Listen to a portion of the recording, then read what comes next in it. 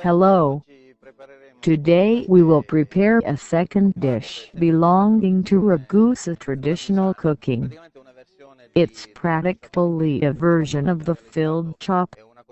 In this occasion we have created one version with a small milch chop, filled inside with a raguzin cheese and fried spinach. We have combined it with some other foods. Some potatoes fried and scented with some rosemary and some saffron. And these small chops have been cooked with typical black Sicilian wine. Now I introduce you this dish.